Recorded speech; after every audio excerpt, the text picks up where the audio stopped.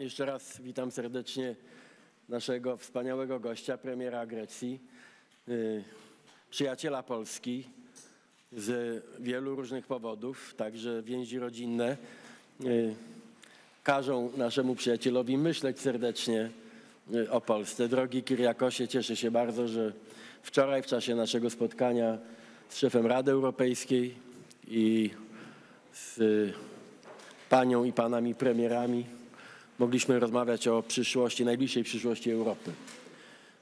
Dzisiaj rozmawialiśmy i będziemy jeszcze dalej rozmawiać o naszych bilateralnych stosunkach. Mamy bardzo dużo wspólnych doświadczeń. Chcę podkreślić, że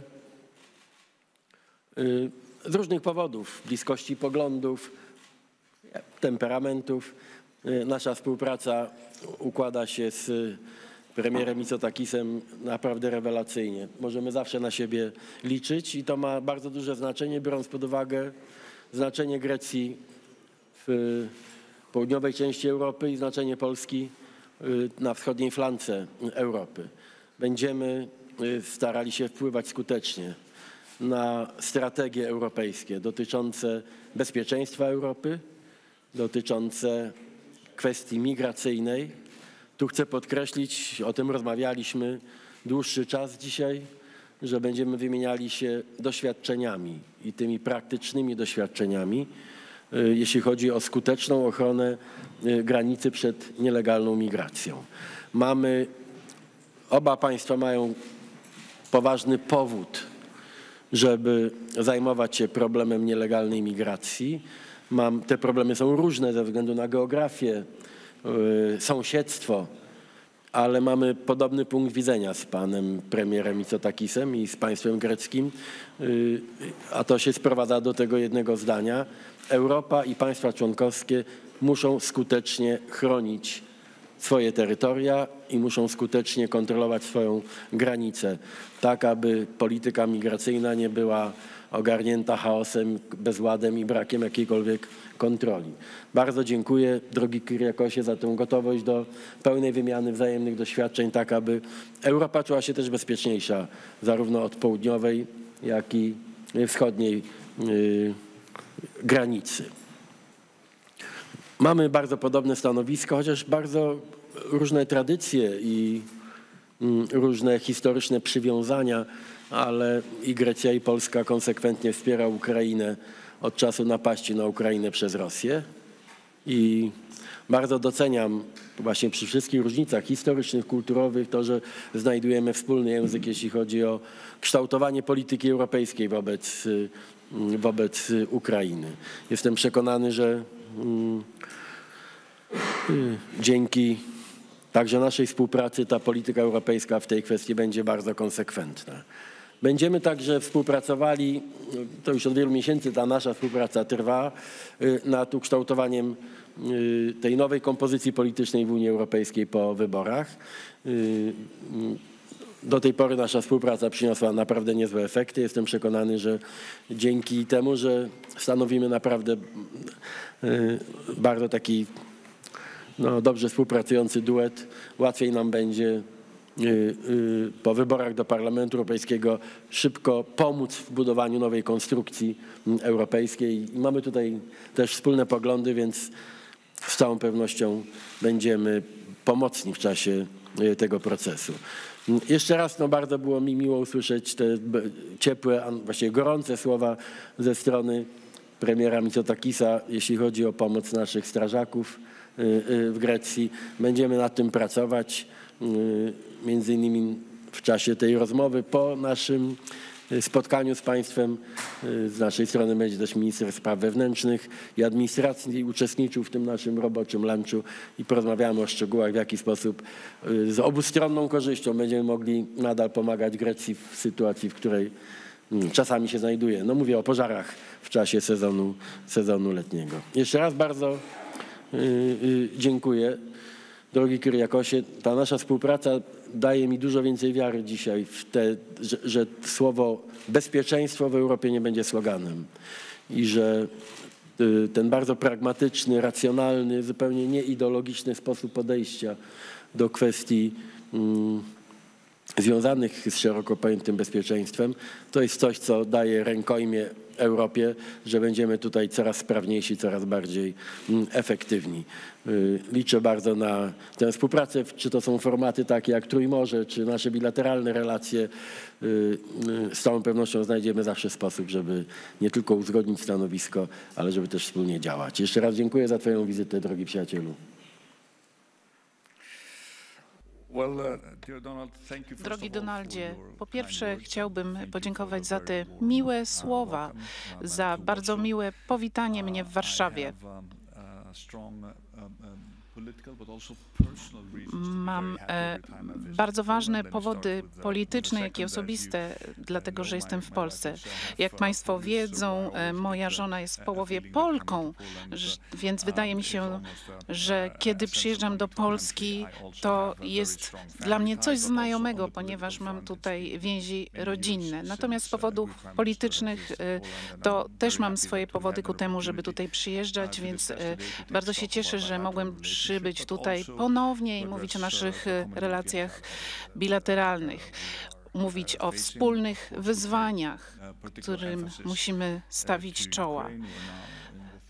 Specjalnie pochylamy się nad sytuacją w Ukrainie, gdzie już drugi rok toczy się pełnoskalowa agresja, którą przeprowadza tam Rosja. Wiemy, że Polska odgrywa tutaj bardzo ważną rolę jako państwo sąsiadujące i stoimy po waszej stronie. Spotkałem się też ostatnio z panem Zełeńskim na szczycie Trójmorza i tam zapewniłem go, że nadal będziemy wspierać Ukrainę we wszystkich możliwych aspektach militarnym i politycznym, jak długo będzie to potrzebne. Mamy do czynienia ze wspólnymi wyzwaniami dotyczącymi też nielegalnej migracji. Na różnych obszarach naszego kontynentu mamy do czynienia z różnymi wyzwaniami dotyczącymi naszych specjalnych warunków geograficznych. Natomiast mamy coś, co nas łączy i tu, Donaldzie, już o tym mówiłeś, a mianowicie, że musimy bronić naszych granic. To nie są tylko granice naszych krajów, ale też granice Unii Europejskiej. Ważne jest poczynienie postępów, a mianowicie uznanie zewnętrznego wymiaru migracji. To jest konieczne. My, jako państwa suwerenne, musimy zdecydować, kto ma przybywać do naszego kraju, a nie paserzy. Wymaga to więc znaczącej współpracy między naszymi krajami, dzielenia się doświadczeniami w zakresie radzenia sobie z tym bardzo skomplikowanym problemem. Mówiliśmy o wspólnych europejskich wyzwaniach. Dziękuję bardzo za wspaniałe dyskusje, które toczyły się wczoraj podczas naszej kolacji wraz z innymi uczestnikami. Mówiliśmy o wspólnej agendzie europejskiej. Ta agenda będzie sfinalizowana w następnych miesiącach i wydaje mi się, że wszyscy zgadzamy się co do tego, że obronność i bezpieczeństwo to coś dla nas najważniejszego. Mamy wiele wspólnego z Polską. Jedna rzecz to na pewno, że więcej niż 2% naszego PKB wydajemy na obronność. Jesteśmy więc tutaj liderami, naturalnymi liderami wielu inicjatyw w tym zakresie w Europie. Chodzi o wzajemne pożyczanie sobie funduszy, żeby wzmocnić bezpieczeństwo na terenie Europy. O tym też trzeba będzie oczywiście porozmawiać po wyborach europejskich. A mówiąc o wyborach europejskich, to też jesteśmy dwoma liderami, którzy pochodzą z tej samej rodziny politycznej, Europejskiej Partii Ludowej i jesteśmy wobec tego przekonani, że musimy stać na czele wielu ważnych inicjatyw, które ma podjąć Europa podczas następnej swojej kadencji. Wszystko, co dotyczy konkurencyjności rynku pracy, tworzenia miejsc pracy czy rolnictwa, będzie miało wielkie znaczenie. Transformacja, zielona transformacja to jest coś bardzo ważnego, ale musi się to odbywać w tempie, który nie przyniesie szkód rolnikom, tak żeby nie czuli się oni zagrożeni tą transformacją. zmiany muszą się odbyć, między innymi w WPR, w wspólnej polityce rolnej. Myślę, że tutaj co do tego się zgadzamy. Wiemy, jakie będą te nasze inicjatywy w tym zakresie po wyborach europejskich. Podsumuję to, co powiedział Donald odnośnie obecności polskich strażaków w Grecji. Jesteśmy bardzo wdzięczni, zwłaszcza, że w obliczu katastrofy klimatycznej, z którą mieliśmy ostatnio do czynienia, polscy strażacy stanęli na wysokości zadania i pracujemy w tej chwili nad mechanizmem stałej obecności tych strażaków, którzy mogliby nam w szczególnych przypadkach pomóc. To by był dobry przykład, praktyczny przykład prawdziwej solidarności europejskiej, takiego wsparcia, pomocy, która została nam udzielona już wcześniej i byłaby udzielana dalej. Dziękuję bardzo jeszcze raz, Donaldzie, za wspaniałe powitanie. Jeszcze wiele musimy omówić podczas naszych spotkań bilateralnych, między innymi naszą współpracę gospodarczą. 1,3 miliona polskich turystów przyjeżdża rok do roku do Grecji. Są też Grecy, którzy oczywiście przyjeżdżają w celach turystycznych do Polski, natomiast ta liczba powinna się znacząco zwiększyć. A my zawsze zapraszamy Polaków, żeby spędzili swoje wakacje w Grecji. Jeszcze raz dziękuję za ugoszczenie mnie tutaj w Warszawie dzisiaj. Dziękuję. Dziękuję bardzo. Mamy czas na 2 pytania, także zapraszam. Dzień dobry, Karolina Mózgowiec, Polska Agencja Prasowa. Czy w trakcie spotkań roboczych, na przykład wczorajszego, były dyskutowane kolejne sankcje na Rosję, potrzeba takiego wprowadzenia czy wzmocnienia już tych dotychczasowych? I co z zapowiadanymi ograniczeniami handlu zbożami z Rosją czy Białorusią? Czy Polska mogłaby wprowadzić takie embargo na poziomie krajowym na przykład?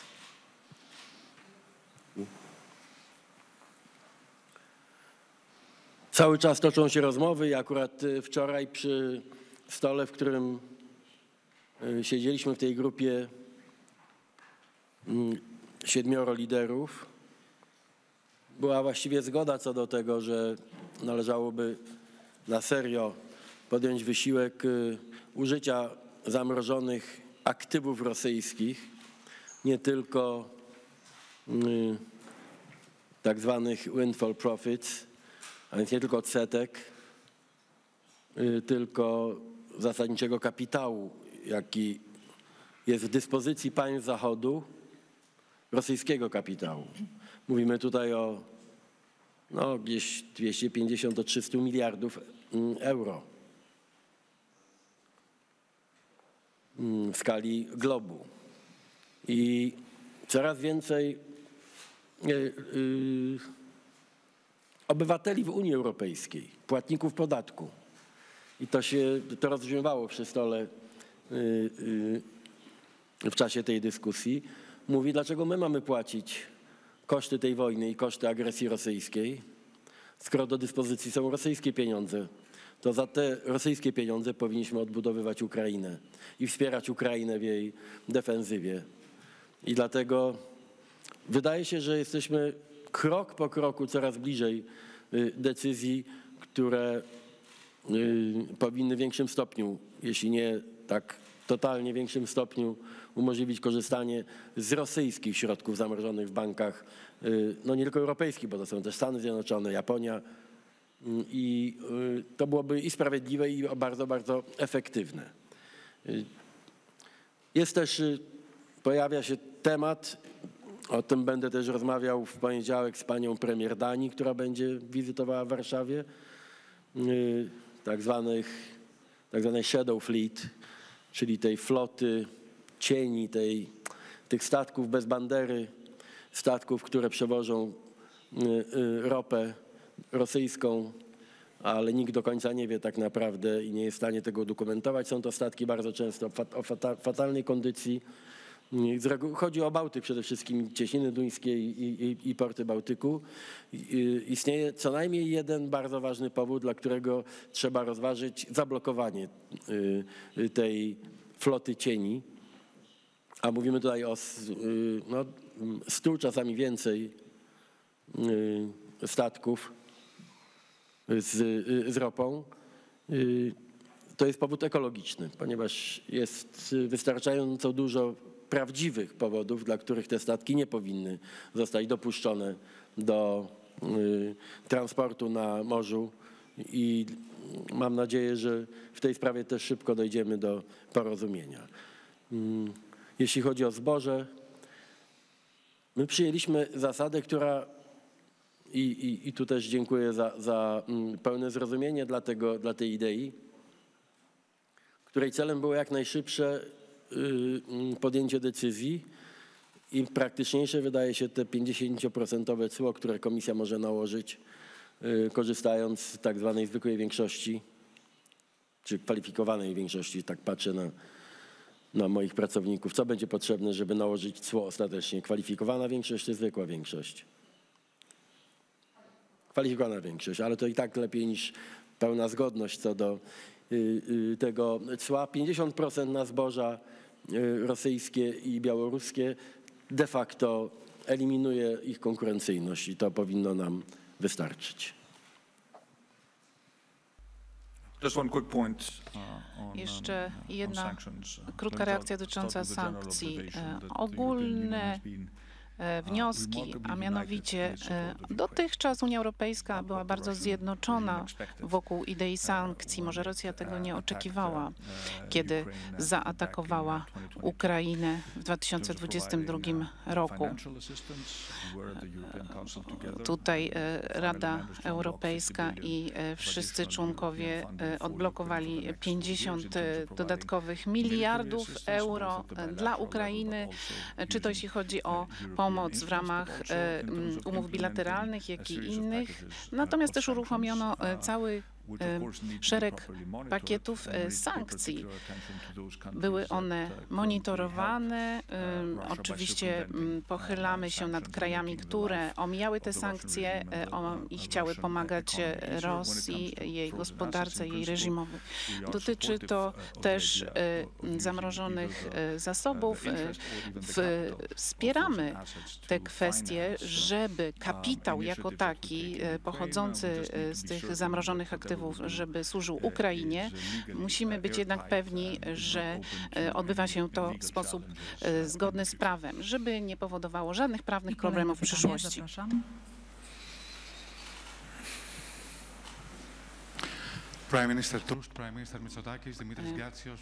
Dimitros Gatsios z telewizji greckiej. Państwo są liderami pochodzącymi z tej samej rodziny politycznej. Rządzą Państwo od niedawna. Jakie są wspólne wyzwania do podjęcia na przyszłość dla Europy?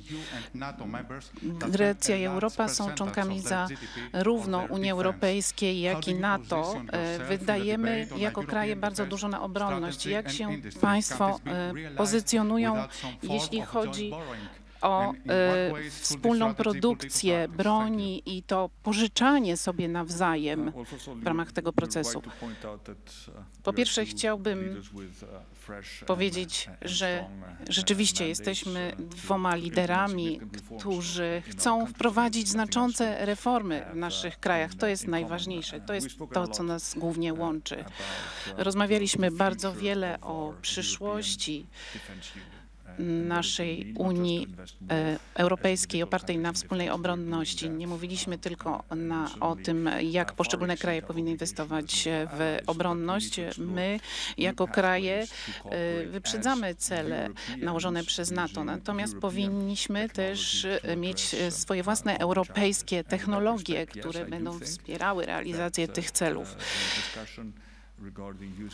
Dyskusja dotycząca pożyczania pieniędzy, funduszy i tworzenie wspólnego funduszu na rzecz zapewnienia europejskiej obronności i bezpieczeństwa, to jest dyskusja, która powinna się odbyć natychmiast. Nie powinno się jej odkładać na przyszłość. Mamy wspólne wyzwania dotyczące między innymi pocisków, które powinny być zakupione. powinien być wspólny fundusz i flagowy projekt, który podkreśla to, że to jest inicjatywa, która miałaby chronić wszystkich Europejczyków przed jakimkolwiek innym zagrożeniem, ponieważ zmienił się całkowicie krajobraz polityczny. Ostatnie koncepcje strategiczne były opracowywane wiele lat temu i wtedy nikt nie przypuszczał, że znajdziemy się w takiej sytuacji, w jakiej jesteśmy teraz. 2024 to nie lata 90. Niestety, jeśli chodzi o sytuację polityczną. Dlatego też trzeba wziąć pod uwagę te nowe wyzwania w ramach naszych przyszłych inicjatyw po wyborach europejskich i mam nadzieję, że będziemy z Donaldem o tym jeszcze rozmawiać. Dziękuję. Oczywiście rosyjska agresja przeciwko Ukrainie to jest brutalny test dla wszystkich państw europejskich, dla całej Unii Europejskiej. Jasną rzeczą jest obecnie, że nie byliśmy przygotowani na najgorsze scenariusze. W tej chwili żyjemy w zupełnie innych czasach niż 5, 10 czy 15 lat temu. Nie wszczynam tu jakiegoś alarmu, nie jestem Kassandrą.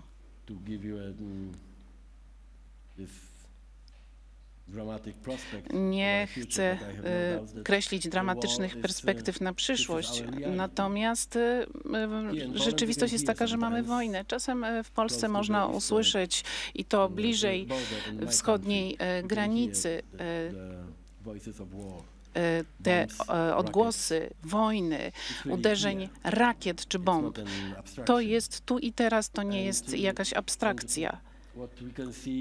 Więc nie tylko w Grecji, jak i w Polsce to dostrzegamy, ale też jako liderzy wiemy, że jako kraje, które wydają znaczący procent PKB na obronność w ramach NATO, no to jest coś, co nas łączy. Ale i tak nie jesteśmy zadowoleni z naszego stopnia przygotowania na wyzwania dzisiejszych czasów. W tej chwili na przykład poszukujemy amunicji i sprzętu dla Ukrainy. Czasem rzeczywiście trudno jest też znaleźć po prostu ten sprzęt. Tutaj pieniądze nie są największym problemem. Europa jest wystarczająco bogata, aby móc pomóc Ukrainie dostarczyć amunicję i broń. Problemem jest to, że nasz przemysł zbrojeniowy, nasza infrastruktura nie jest do tego dostosowana. Nie ma alternatywy dla naszego sposobu myślenia.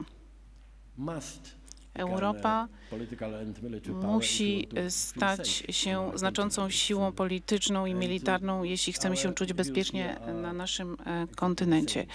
Jesteśmy tutaj dokładnie tego samego zdania. Będziemy wykorzystywać nasze możliwości i nasze wpływy w ramach Europy, żeby móc zmobilizować naszych partnerów w Brukseli. Wszystko po to, żeby wzmocnić możliwości obronne i militarne Europy. Dziękuję bardzo. Dziękuję Państwu. Do zobaczenia. Dziękuję.